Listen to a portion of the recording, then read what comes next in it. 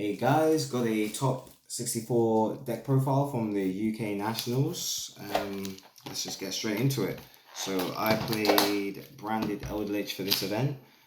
The main reason why I played this deck was because I hadn't actually tested for the format. I'd only played like one locals with Salamangreat, so I didn't really feel like it was worth playing anything I didn't know too well, and I've played like Eldlich for a little while now. Because of like the event capacity issues regarding the event, I didn't actually think I'd be able to play. So I hadn't actually played in Yu-Gi-Oh for like the past 2-3 weeks before. So it was just like the best choice for me to pick up branded Eldlich, especially considering like I hadn't had a deck built until like 12:30 the Saturday morning. So to start off, we've got two of the Golden Lord. This card's really good.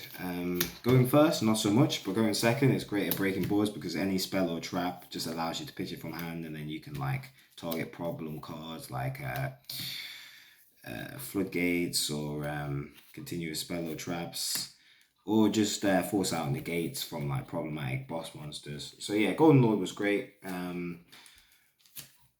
Not much else to say really. The 3,500 and 3,800 defense comes up quite a bit, and not being able to be destroyed by card effects.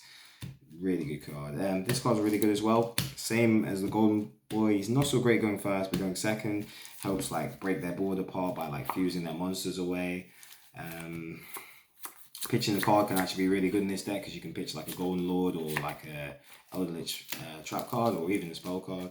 So yeah, Fable, Fallen Nabas, sorry, really good card. I also played two Ash Blossoms. I think this is one of the best 1-for-1 cards in the whole game, probably the whole history of the game as well.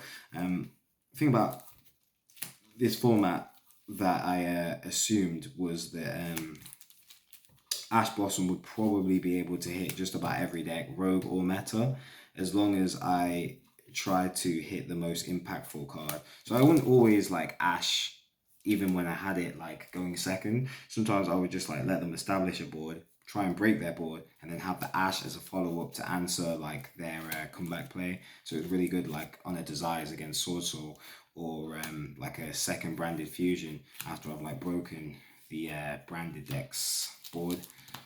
Also, like, it was great against like Halky Fiber and other stuff like that, and I did choose to use it straight away. Probably the best card of the deck, Pot of Extrav. I felt like if this resolved, I was probably winning the game. It didn't always resolve. Pretty much every time I activate, I expected to get Ash. When it doesn't, it's happy days really. And then if Extrav isn't the best card in the deck, then it's this card.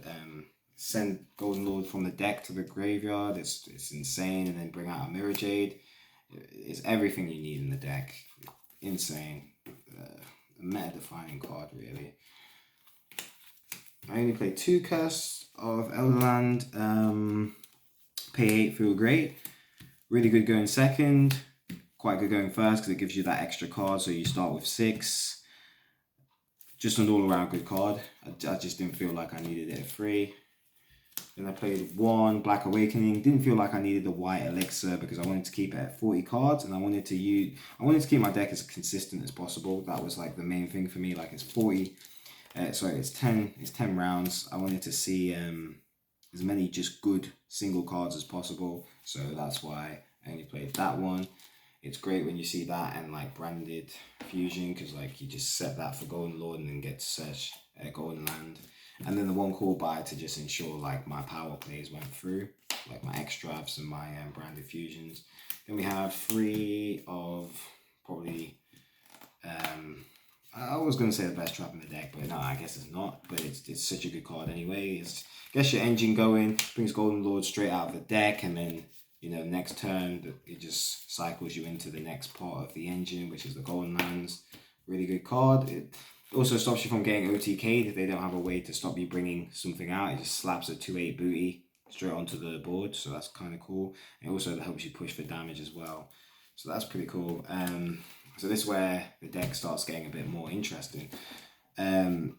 Most people play free conk. I only played 2 because, like I said before, I wanted to maximize consistency. This card's not really great when you see it by itself, and especially when you see multiples. So I never once saw multiples of this card, and that was great. The hands where I was really losing, I never really bricked across the 10 rounds, but the hands where I'm really losing is when I see multiple golden lands and nothing else. So I wanted to ensure that I didn't see too many. So going with that logic, I only played 1 Haquero. Again, most people play 2 and play 3 of this, but even though we're in a format where removing from the graveyard is quite good, there's certain matchups where this card just isn't great. So I just decided to go with this lineup, and it worked out. And then the 1 counter trap. Yeah, the Eldlich engine's not the biggest because I wanted to focus on what I think makes this deck really good, which is the floodgates and the actual branded engine. So that's why I didn't play too many of those. Moving on, we got some floodgates, double skill drain. Again, I didn't really feel like I needed 3. I don't want to see too many copies of the same card. I felt like 2 skill drain was enough anyway. Like most of the time you see this card, it's gonna be enough. Goes a match. Yeah, I think it's not the best against certain matchups, but against Sword Soul, Flounderies, Sky Striker, the Punk deck, any decks where they have mismatch attributes like Goes a Match puts in the work. Tikaboo, really good card. Not much to say. Great against Sword Soul, Flounderies, PK. Any deck that basically just relies on the same type. Onto like the kind of like cards that are good going first and second, just generic good trap cards. We've got Punishment. Originally I was thinking about playing the Dogmatica cards as well, but I decided because I wanted to keep it at 40 cards, I would just only play these. They abuse the Elder Entity, which is great. You get rid of one of their monsters and then you get the ability to pop another card on the field, which is great. So they were good. IDP, not great in all matchups, but when it worked, it worked. Really good Yu-Gi-Oh card. Sometimes you can just use it to take one of their monsters from grave and then link climb. So take a link 2, take a link 3. Now that was pretty cool. Dim Barrier. Yeah, I caught a few people by maining this. In the matchups where it's not good, you really feel it, like Flunderies and like straight up link matchups. But like for the most part, every time I saw this card, it was pretty much winning me games. The only game I didn't win was because I was too conservative. Like I won a game 1 against Brave Branded Despia, and then they made me go first. And I actually opened this, so I felt pretty safe just setting this in the imperm. But he ended up like, because I paid 800 for Curse Elderland, they ended up like bouncing one of my cards with Draco back, and then like they were able to like put 5/5 on board because they hard opened one of their Brave Engine anyway. And then summoned Albaz, so that was like 7/3, so it was enough to game me.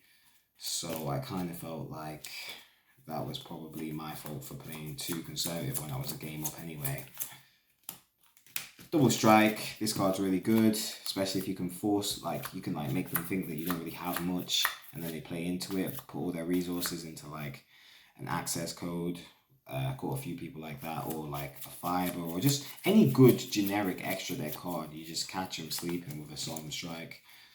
And then 3 imperm. So I only played 5 hand traps in the main. I didn't really think hand traps were that needed. I didn't play any more in the side as well. I just preferred to let them establish a board and then break them. This card's really good because even though it's like a hand trap, it's great going first or second. Locking down the column's great. Yeah, it's just a really good Yu-Gi-Oh card. Yeah. So next we'll do the... I guess we'll do the extra deck. I played 2 of this guy. Never really came up. The one game I did use him, I lost. Probably should have just gone straight into Mirror Jade. But I hard opened Fallen Albaz, so I just wanted to try and recycle my engine. It is what it is. We played 3 of these because I wanted to make sure I always had one after I resolved an extra. Exact same logic for this card, really good. Just being able to just summon this off a branded fusion and then have Golden Lord as well, it's just crazy. Same logic here, play 3 because we want to make sure we have at least 1 after resolving an extra, banish 6. one of these. I think I summoned it once. Really good card. But because you only play 3 of the level 5s, like 3 of the golden land that spec themselves, it don't really come up that often. This never came up, but it's good to have.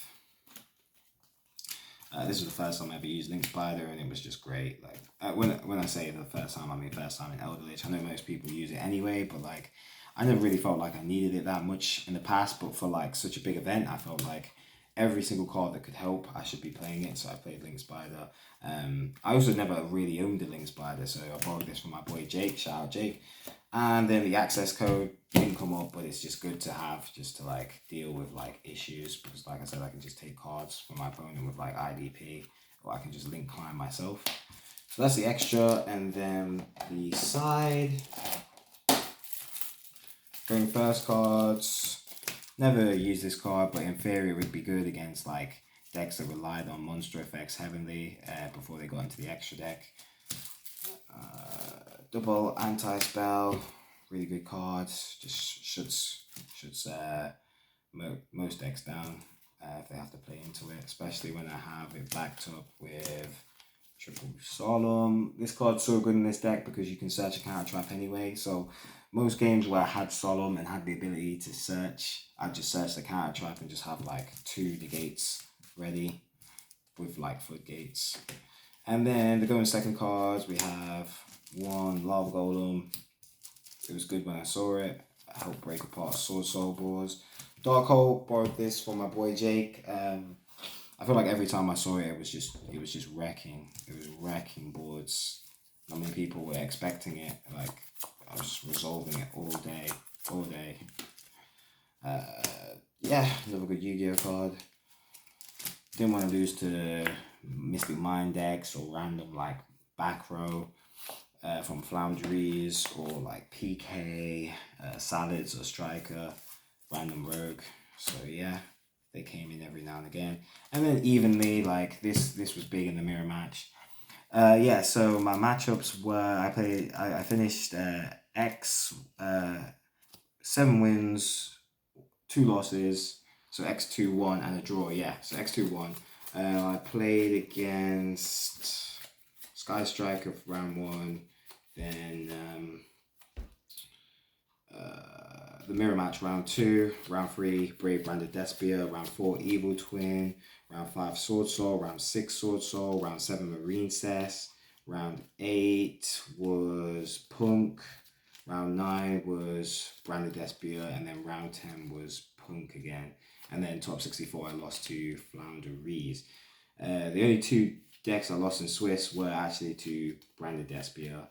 They went to all 3 games, and like, yeah, I just think game 3s, like I said, I didn't play this format, so I didn't really know too much. But game 3s, I expected them to side heavy back row disruption, so I kind of made them go first, and both times it kind of blew up in my face. So you know, that's somewhere where I could have improved. Yeah, aside from that, I've just got a few shout outs. First of all, shout outs to all my boys, all my friends that made top 64. There's so many. VJ, Kojin, Jacob, Dale, Axel, who else we got? Luke, JY. It was nice meeting Darren Stevenson. It was nice to meet Raphael Nevin. He was a great guy as well. All my opponents, the guy who beat me in top 64, really nice guy. All of Leicester, the whole community, past and present. The guys I came down with, shout out my boy Mon, shout out Simon who drove us down, Kamal, Callum, shout out John and Sammy, came back up with them, shout out Rohit, he let me stay in the hotel, because like I said, I didn't even know I was going to the event, so I was able to crash in his room with Bavin, shout out Bavin, the mentor. Shout out Jake, he's quit now, he's gone to Fiji, lent me loads of cards, appreciate that bro, I told you we top, we did it man. Yeah, I think that's everyone. If I forgot someone, you know who you are, shout you out as well. Shout out my family, shout out my girlfriend for recording this. Yeah, just thank God I topped, really. Yeah.